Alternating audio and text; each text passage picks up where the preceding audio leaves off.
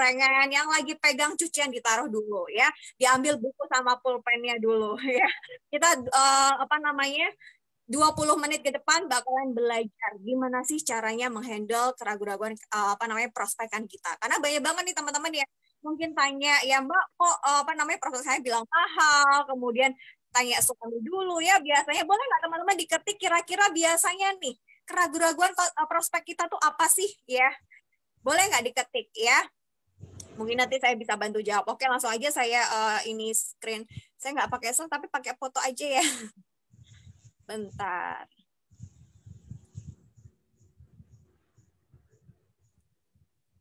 Oke, apakah screen saya sudah terlihat teman-teman? Suara saya ini nggak ya? Menggema nggak ya?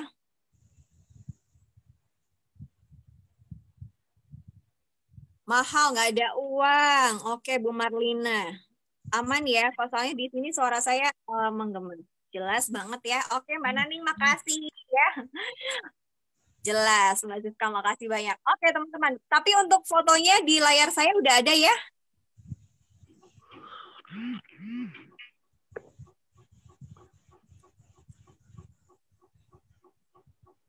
Oke, bentar saya sambil lihat chat. Masih loading. Oke, belum tampil. Oke, teman-teman. Belum nampak ya? Foto belum tampil. Oke.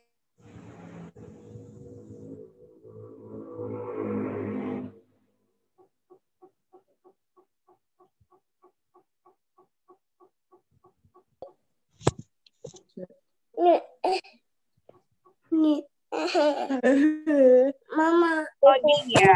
Oke, sebentar. Suaranya jelas, tapi ini masih loading ya. Bentar teman-teman ya, saya kirimkan fotonya ke Dokter Ferdi untuk mungkin bisa bantu saya. Sebentar. Oke. Wait ya teman-teman, sabar ya.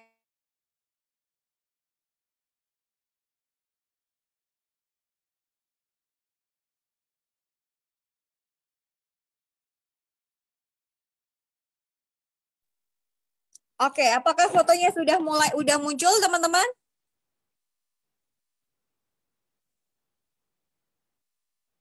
Belum juga ya. Oke.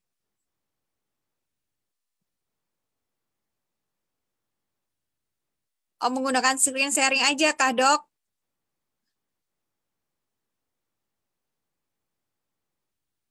Oke. Bentar ya teman-teman ya. Sudah ya? Oke, dari Dokter Ferdi sudah. Dokter Ferdi kalau saya kayak gini, bentar. Oke, teman-teman bisa di Zoom sendiri bisa ya? Kalau nggak saya pakai screen sharing sendiri, bisa nggak Dok ya?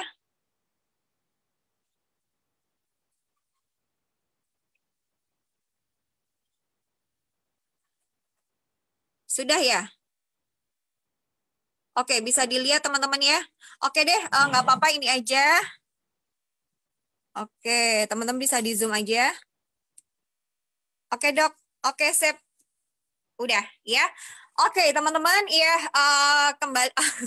Maaf ada sedikit gangguan ya, karena memang nggak tahu kenapa kok loading. Ya. Oke teman-teman ya, jadi pada pagi hari ini kita akan belajar yang namanya handling objection. Teman-teman harus tahu dulu ya bahwa kita itu punya 7 langkah kerja. Ya, teman-teman harus benar-benar hafal tentang ini, teman-teman. 7 langkah kerjanya. Sebenarnya apa sih yang kita kerjain, Mbak Indri, setiap hari?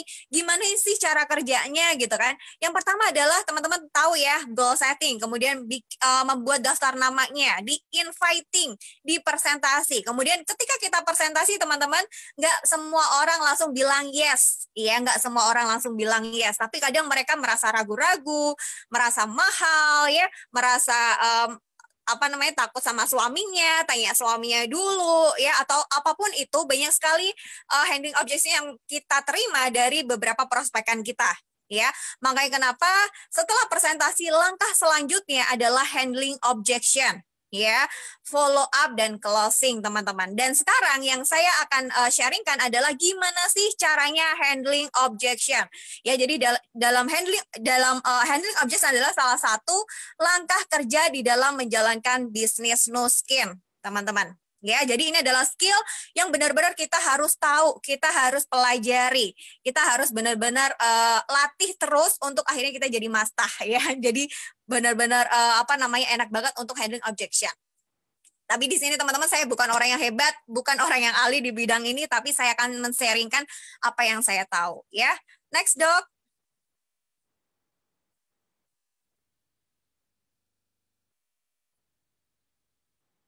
Oke, apakah saya bisa ini Dok bantu ini? Oke ya, handling objection. Mbak Henry, handling objection itu apa sih ya? Handling objection adalah menjawab, mengatasi keraguan-keraguan atau keberatan prospek. Ya, handling objection adalah menjawab, mengatasi keraguan-keraguan atau keberatan prospek. Tujuan utamanya adalah berusaha mengubah prospek dari hogah jadi hoge ya. Jadi ogah mereka jadi oke Mbak saya mau ya. Itu adalah tujuannya menghandling objection adalah dari mereka ogah jadi oke ya teman-teman ya. So ini penting banget. Jadi jangan sampai ketika kita prospecting, ketika kita presentasi kepada mereka kemudian dia ketika mereka bilang mahal Mbak, saya nggak mau lah dan sebagainya, akhirnya kita nyerah. Bukan itu teman-teman. Teman-teman harus tahu langkah kerjanya tadi ya. Setelah presentasi mereka ragu-ragu, maka yang kita lakukan adalah handling objection ya. Untuk dari mereka bilang ogah, akhirnya mereka bilang oke ya. Oke, next Dok.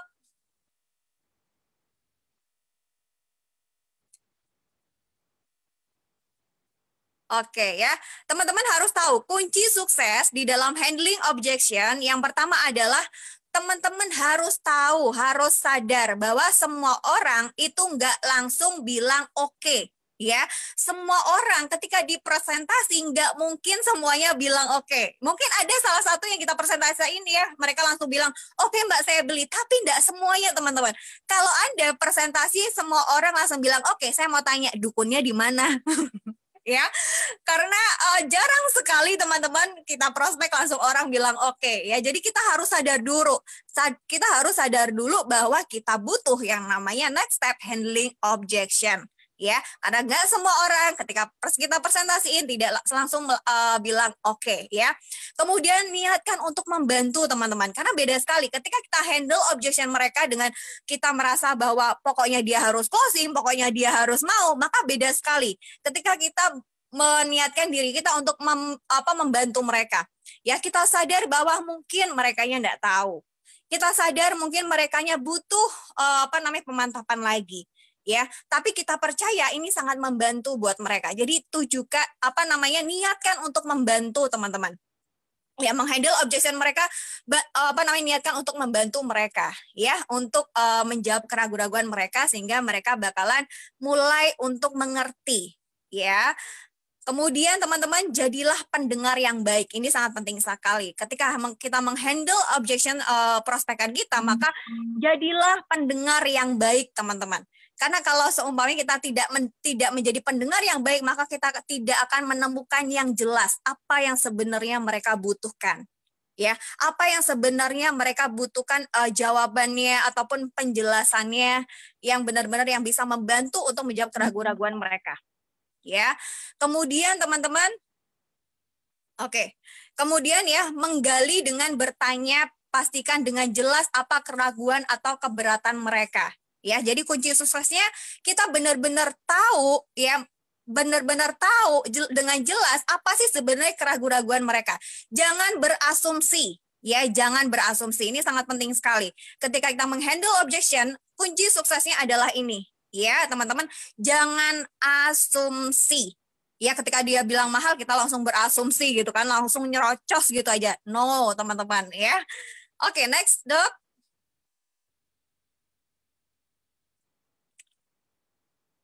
Oke. Ya, kemudian teman-teman ada 3 tekniknya, ada 3 cara untuk handling objection teman-teman. Ya, yang pertama adalah feel, felt, fun. Yang kedua ada yang saya ketahui adalah, yang ketiga adalah menggunakan story orang lain. Jadi ada 3 teknik teman-teman ya. Yang biasa kita gunakan adalah feel, felt, fun dan menggunakan story orang lain. Ya, bisa saya kasih contohnya ya. Yuk next Dok. Ya, makasih buat Dokter Feji yang udah bantuin ya teman-teman. Karena kalau nggak ada slide-nya, teman-teman akan bingung ya untuk menggambarkan dan saya pun juga sangat terbantuin sekali kalau pakai ini. Oke, yang pertama adalah fill file font teman-teman ya. Yang pertama, ketika kita menggunakan teknik apapun, yang pertama adalah harus diklarifikasi dulu ya, harus klarifikasi dulu. Kemudian feel, saya mengerti sekali apa yang Anda rasakan ya, merasakan apa yang mereka rasakan, menjalin kesamaan teman-teman.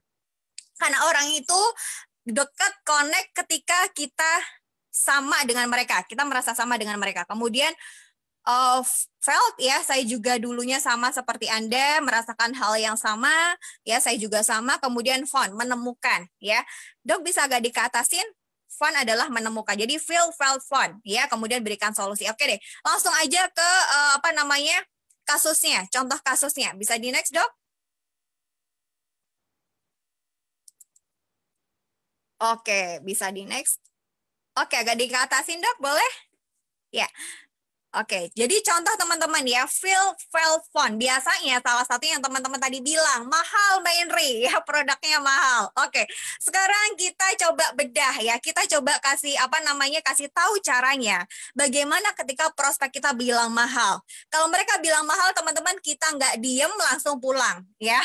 Jangan teman-teman. Dan jangan juga ketika dia bilang mahal, kita langsung nyerot, enggak kok ini murah banget, kamu aja nggak tahu gitu kan. Jangan ya teman-teman, jangan ngajakin tengkar ya. Ingat teman-teman, kalau mereka nggak suka sama produknya, oke. Tapi jangan sampai mereka nggak suka sama kita. Kalau mereka nggak suka sama kita, maka lupakan untuk beli sama kita. Lupakan untuk join sama kita. Mungkin dia akan mencari orang lain. Kalaupun mereka akhirnya tertarik sama Nuskin. Ya, jadi hati-hati dengan sikap ya teman-teman. Jadi contoh Phil Falcon ketika mereka bilang bahwa produk Nuskin mahal. Yang pertama, jangan lupa selalu klarifikasi dulu ya, Mbak. Maksudnya mahal dibandingin sama apa ya gitu ya, Mbak, maksudnya Mbak mahal itu kalau dibandingin sama apa ya, Dok boleh nggak apa-apa saya coba pakai screen sharing pakai punya saya, boleh? Bentar ya teman-teman ya. Oke, sebentar ya. Saya coba pakai screen sharing punya saya.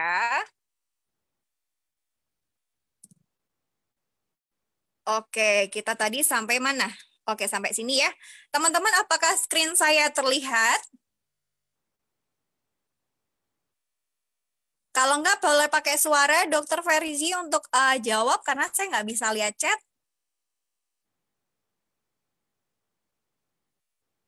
Teman-teman boleh responnya, apakah sudah melihat screen saya? Jelas, Indri. Oh jelas ya Belania. Oke, terima kasih. Ya, oke teman-teman ya. Sekarang kita pakai screen sharing. Oke, makasih Dokter Ferdi untuk bantuannya ya. Oke, kita lanjut teman-teman ya. Biasanya orang merasa bahwa produk kita mahal. Yang pertama, selalu klarifikasi dulu. Jangan langsung nyerocos ya. Jadi ditanyain Mbak, maksudnya Mbak mahal jika dibandingin dengan apa ya gitu. Tapi nadanya juga jangan ngajak tengkar ya teman-teman. Nadanya yang lembut ya. Cara komunikasi pun juga sangat penting sekali. Kemudian jangan lupa didengerin benar-benar ya. Maksud mereka mahalnya dibandingin dengan apa ya. Kemudian semuanya dia bilang, iya Mbak, aku biasanya kalau semuanya beli krim itu paling cuma berapa ratus ribu, semuanya contoh kayak gitu ya. Oke, nah kemudian semuanya dia merasa bahwa ya kalau semuanya di klinik paling cuma berapa Mbak gitu semuanya contohnya ya. Jadi kemudian teman-teman ingat feel. Oke Mbak, saya mengerti sekali kok apa yang Mbak rasain, Mbak yang pikirin gitu. Ya karena saya dulu pun juga merasakan hal yang sama gitu.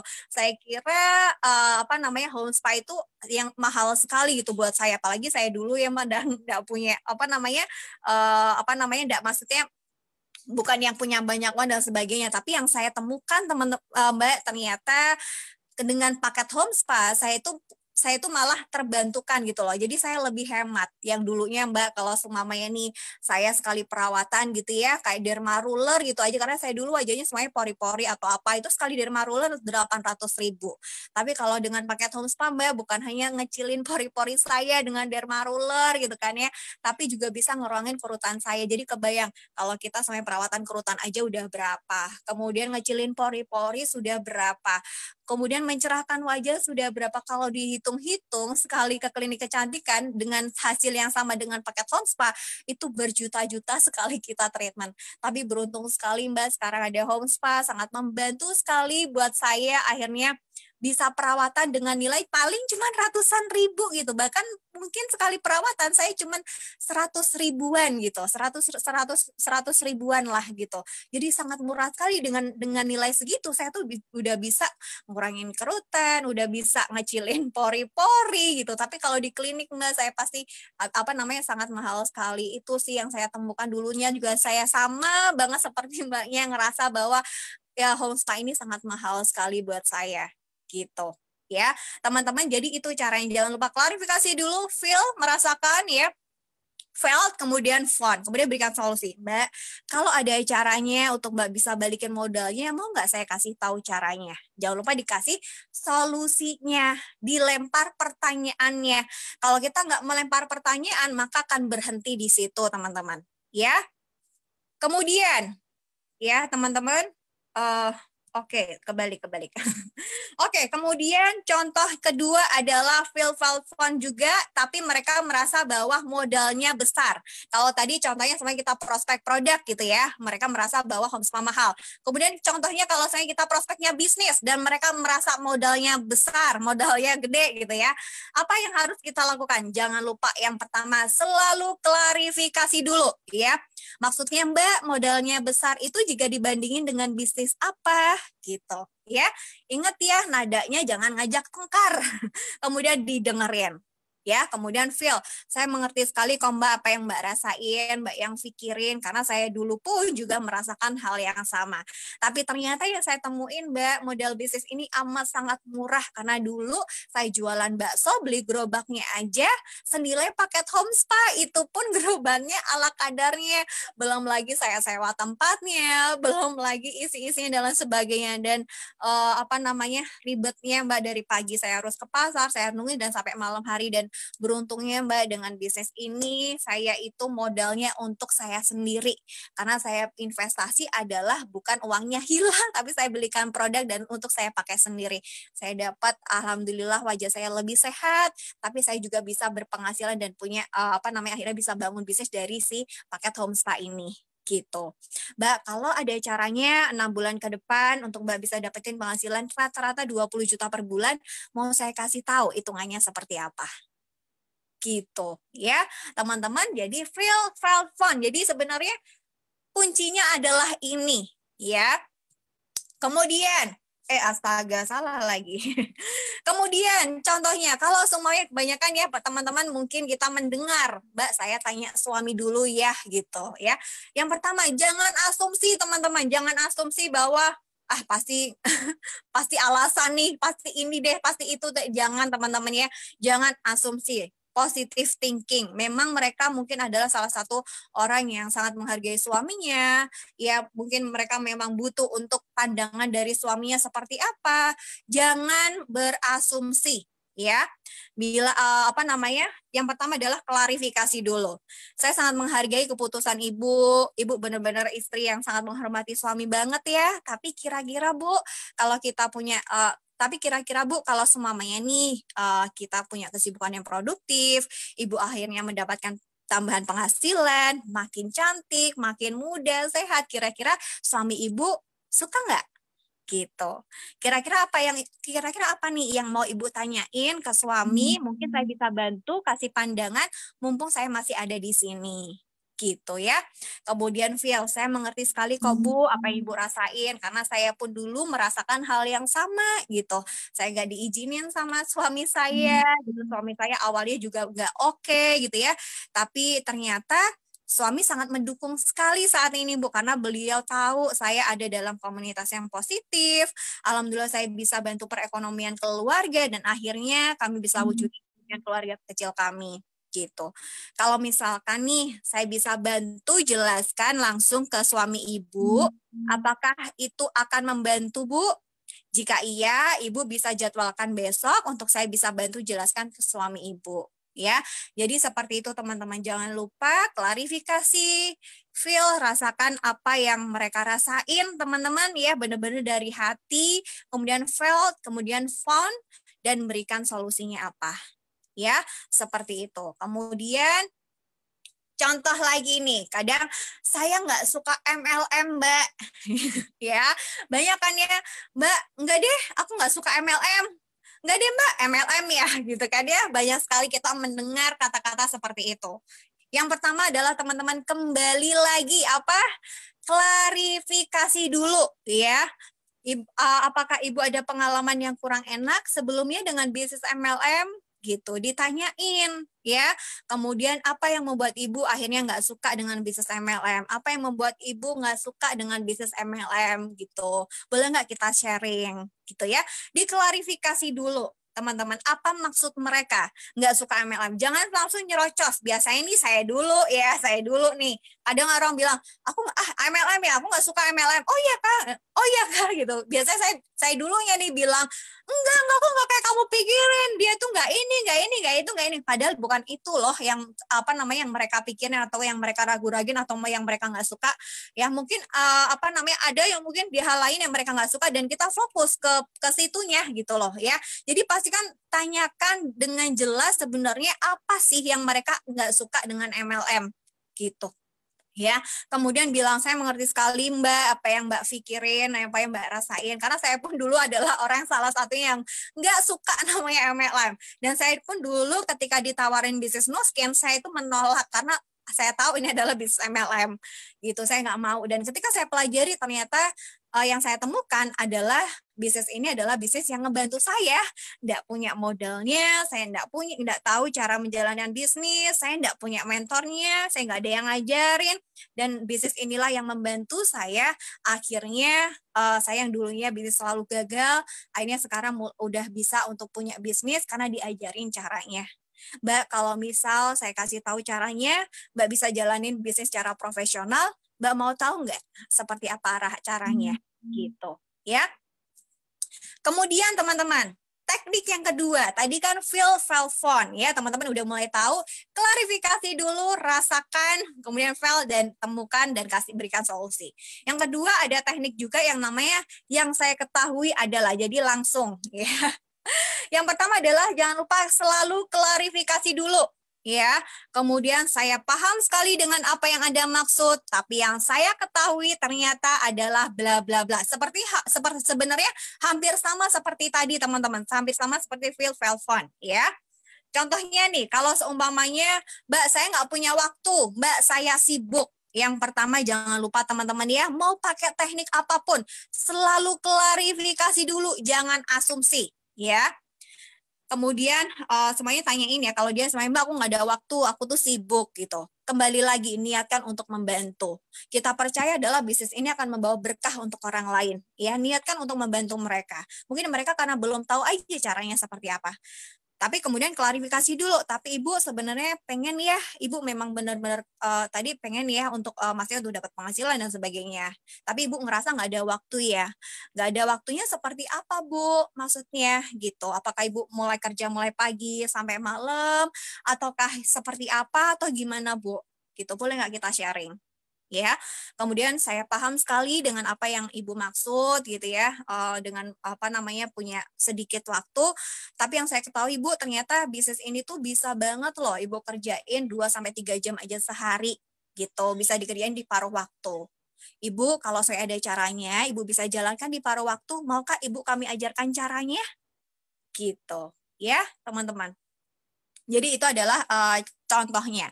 Kemudian selanjutnya ya, menggunakan story orang lain. Jadi teknik yang ketiga adalah teman-teman selain feel phone, kemudian yang kedua tadi, yang ketiga adalah menggunakan story orang lain. Kalau seumpamanya nih kitanya adalah masih baru atau kitanya ternyata tidak sama dengan mereka, apa yang mereka ragu-raguin, kita bisa menggunakan story orang lain.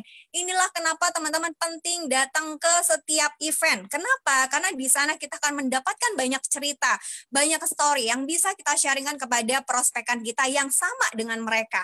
Ya, teman-teman, ini pentingnya kita datang ke event bukan hanya cuma datang, teman-teman, tapi juga belajar, mendengar dan menambah kapasitas ya. Oke, yang pertama adalah sama teman-teman, mau teknik apapun adalah selalu klarifikasi dulu ya. Saya paham sekali dengan apa yang Anda maksud, tapi saya kenal dengan leader di Nuskin yang dulunya sama seperti Anda alami saat ini. Ya, cari cerita leader yang mirip dengan persoalan prospekan Anda, kemudian berikan solusi. Kita masuk ke contoh, ya. Menggunakan story orang lain dengan saya nggak bisa jualan. Ya, siapa kemarin yang dengerin sharingnya Dokter Alona? Ya, teman-teman denger ya. Nah, kita bisa menggunakan tuh ceritanya Dokter Alona, ya. Selalu klarifikasi dulu, jangan lupa, ya. Kemudian klarifikasi semuanya. Mbak, maksudnya nggak bisa jualan gimana? Dulunya pernah jualan terus merasa gagal atau gimana? Atau benar-benar nggak pernah jualan sama sekali gitu. Jangan lupa klarifikasi dulu ya. Kemudian saya paham sekali Mbak dengan apa yang Mbak maksud. Tapi saya kenal banget ya, kemarin ada sharing dari Dokter Alona, beliau itu juga nggak pernah namanya jualan dan nggak suka yang namanya jualan gitu. Jadi bukan hanya nggak bisa, tapi nggak suka dengan namanya jualan. Tapi saat ini beliau menjadi leader yang maksudnya yang sukses di Nuskin. Beliau bisnisnya sudah besar di beberapa kota di Indonesia. Beliau masih muda tapi beliau udah sukses banget sekarang gitu. Kalau seumpamanya nih ada caranya gitu untuk Mbak akhirnya dari nggak bisa, akhirnya bisa jualan, mau tahu nggak? Mau diajarin nggak caranya seperti apa? Gitu ya. Teman-teman dari sini sudah mulai mengerti ya. Semoga semoga teman-teman sudah mulai mengerti gimana caranya menghandle keraguan-raguan prospekan kita. Ya, kembali lagi ke mindsetnya bahwa semua orang nggak langsung bilang oke ketika dipresentasiin. Jadi kita butuh yang namanya handling objection. Kalau kita nggak bisa satu skill ini, maka ya akhirnya akan putus di jalan gitu teman-teman ya. Akhirnya apa namanya ya berhenti begitu aja. Maka kita butuh yang namanya belajar, berlatih, terus dilakukan yang namanya handling objection. Ya, kemudian Mbak Henry aku masih baru, aku nggak ngerti caranya handling objection, ya maksudnya belum bisa lanyah lah jarane wong Jawa nggak bisa lanyah lah. Terus aku harus gimana? Teman-teman bisa menggunakan yang namanya teknik three-way call. Ya, mungkin ada yang mungkin masih baru ataupun ada yang yang udah lama teman-teman. Three-way call ini adalah manjur banget ya, maksudnya sangat membantu sekali. Karena apa? Kecap pasti nomor satu. Kadang kalau kita yang prospek, kita yang bilang, ya kecap pasti nomor satu gitu ya. Mereka ngerasanya bahwa ya kamu jualan, ya kamu prospek saya, kamu bisa nuskin, pasti kecap nomor satu gitu. Tapi kalau saya dengan three-way call, maka kekuatan pihak ketiga itu powerful banget ya untuk membantu apa? Mengklarifikasi. Kadang orang itu mendengar dari orang lain. Ya, kalau dari kita kadang makanya butuh banget ya kalau di kita bisnis MLM itu kita butuh banget memanfaatkan namanya event. Ya kita butuh banget yang namanya event karena pihak ketiga itu sangat powerful sekali apalagi kalau diedifikasi. Ya. Kemudian gimana caranya Mbak Hendri untuk teknik three-way call-nya? Ya. Oke, jadi teknik three-way call teman-teman yang pertama adalah jujur, tidak sok tahu. Ya, jadi kalau teman-teman memang nggak ngerti, nggak tahu, ya udah jujur aja gitu. Jujur itu lebih berharga, masih lebih dihargain gitu. Jadi jujur aja ya daripada kita malah sok tahu ngomong gitu ya, melukai orang lain kan jadi enggak enak gitu ya. Jadi jujur aja. Saya contoh, jujur Mbak, saya masih baru di dalam bisnis ini, saya belum tahu harus jawab apa lagi ya tentang pertanyaanmu. Tapi ketika kamu tadi bilang bahwa kamu butuh penghasilan, kamu pengen ini, pengen itu, pengen sukses dan sebagainya atau apalah gitu ya. Tapi kamu benar-benar pengen ya Mbak sebenarnya gitu. Jadi jangan lupa diklarifikasi dulu. Iya, jadi jujur saya masih baru Mbak, kemudian belum tahu harus jawab apa, tapi ketika kamu tadi bilang, semuanya contoh keraguan-raguan dia dalam hal, tapi ketika kamu tadi bilang bahwa modalnya ini mahal, atau mungkin kamu apalah gitu ya keraguan mereka, tapi kamu benar-benar pengen ya sebenarnya gitu. Kemudian baru maukah kamu Mbak untuk kita ngobrol bertiga dengan temanku yang udah lama dan lebih berpengalaman di bisnis ini, dia enak banget kok diajak ngobrol. Aku yakin beliau adalah orang yang tepat untuk jawab keraguan-raguanmu dan bisa kasih tahu solusinya yang terbaik gimana. Waktunya sangat terbatas sih beliau. Kamu bisa siapin 3 pertanyaan utama yang mana akan membantu menjawab keraguan-raguan kamu saat ini. ya gitu. Jangan lupa diedifikasi, cari kesamaan, kemudian atur jadwalnya dan jangan ngambang ya. Jadi diatur kapan jadwalnya untuk bisa three-way call dengan upline ya. Three-way call itu dengan upline-nya teman-teman ya, bukan dengan cross line-nya. Oke? Dengan upline-nya. Jadi jangan lupa diedifikasi. Ya, kalau nggak diedifikasi, kadang ya akhirnya mereka mendengarkan seadanya. Tapi kalau diedifikasi, teman-teman, maka mereka akan pasang kuping, ya pasang telinga, benar-benar akan mendengarkan. Kalau kita benar-benar bisa mengedifikasi dengan baik, ya teman-teman. Ya, jadi gunakan yang namanya three-way call untuk membantu Anda meyakinkan atau membantu Anda mengklarifikasi, membantu Anda untuk membantu ya untuk menjelaskan kepada prospekan Anda melalui pihak ketiga. Ya, dan teman-teman untuk handling objection juga sudah dikasih fasilitas dari The Beauty ya di event hari Kamis pukul 8 di minggu ketiga dan keempat kalau enggak salah ya, mulai dari minggu 3 untuk menjawab keraguan prospek Anda. Jadi kalau seumpamanya nih Anda mendapatkan keraguan-keraguan dari prospek Anda, kemudian belum bisa three-way call atau apa, teman-teman bisa mengundang di event hari Kamis pukul 8 untuk dibantu dijawab keraguan prospek Anda oleh para orang-orang yang sudah super sukses. Biasanya ada Bulani, Pak Roni, dan leader-leader yang lainnya yang bakalan bantu, yang pasti akan powerful sekali teman-teman. Ya. Oke, itu adalah sharing dari saya teman-teman. Semoga membantu. Oke ya, saya tidak lihat. Kalau beli kan aku harus pakai sendiri. Oke ya, teman-teman, makasih banyak ya. Saya coba cek dulu ada pertanyaan atau tidak. Kalau semuanya mungkin ada teman bisa ketik ya. Saya sudah lebih dari 6 menit, teman-teman. Oke, udah lebih dari 4 menit, 6 menit. Kemudian dari Mbak Febriana. Kalau orangnya ngomong, kalau aku beli kan aku harus pakai sendiri. Lah aku males makainya. Kalau di klinik kan enak ada yang makein. Gimana Kak? Terkadang setelah kita prospek, ketika kita prospek dan kita japri lagi orangnya nggak angkat telepon, di WA cuma dibaca aja, gimana Kak mohon jalan keluarnya? Oke teman-teman, yang pertama adalah ya tugas kita adalah membantu orang lain.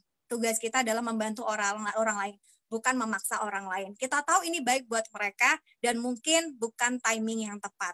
Jadi tugas kita bukan untuk memaksa mereka, tapi untuk mulai memberikan pengertian. Jadi yang pertama adalah feel fun tadi ya, Mbak, seperti yang tadi rumusnya adalah saya merasakan hal yang sama, Mbak. Saya dulu juganya kayak gitu, saya juga males gitu ya. Tapi ternyata ketika saya mendapatkan wajah yang bagus, ternyata saya happy banget, jadi semangat buat saya gitu. Jadi intinya adalah kalau semuanya merekanya masih seperti itu, masih ngotot atau apa, ya udah, maksudnya kita tidak perlu yang namanya terlalu agresif atau apa teman-teman ya. Intinya adalah jangan sampai mereka nggak suka sama kita ya.